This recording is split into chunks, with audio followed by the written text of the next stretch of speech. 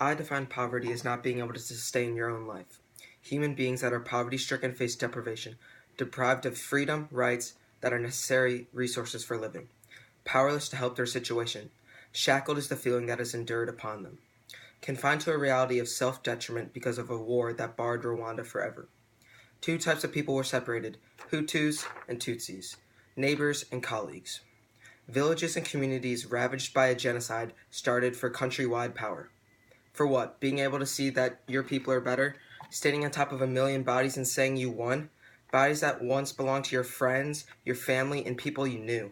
Never an explanation for Rwanda genocide in 1994, only the renewal of a country. Slums forming, barely standing churches taking in homeless, was the start of poverty. A war that left a country clueless with what the next step was. Then came along a young man that changed everything. Evode was a 15-year-old boy that had survived but lost his parents in the genocide. Living on the streets alone, he became a fugitive, stealing meager amounts to stay alive. Not knowing if he would wake up the next day alive. Being sick to your stomach because you eat next to nothing. Is that how Evode wanted to live the rest of his life? One day he was shown the light. A pastor took him in and helped him turn his life around. Evode was revived and started living through the eyes of God. Preaching at night under a bridge, displaced children like he once was came and listened to him. Evode met Becky, a peacekeeper from the UK, on the same mission he was on, to restore life. She saw Evode preaching one night and saw the impact he had on those children that came to listen to him.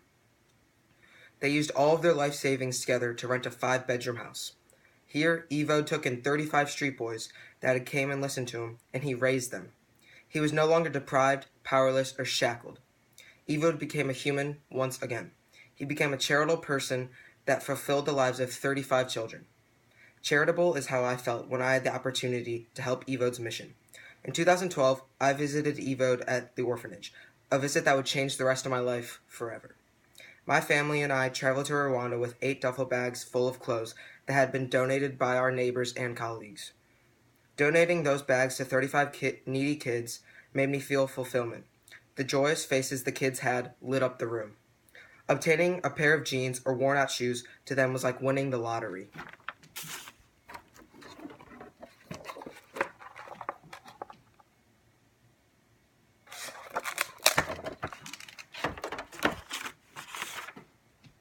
Spending a day with these kids that were able to live a free life because of Evode. Playing soccer and board games shows how simple and carefree these kids' lives really were.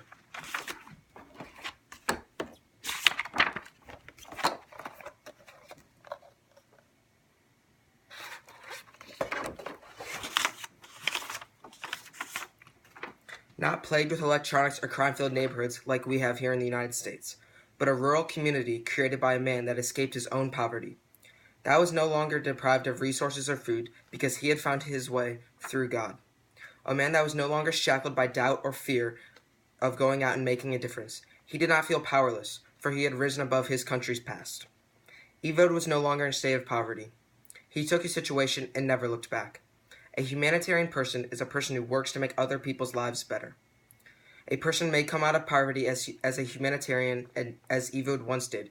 He served those 35 kids and made their lives better just like he made his life better.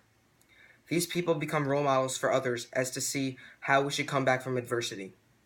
Coming back from adversity doesn't look like self-pity or getting down because of your situation.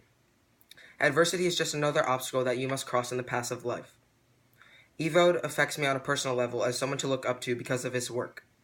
Turning your life around the way he did is no easy task. It requires determination and willing to put your life on the line for freedom and a life worth living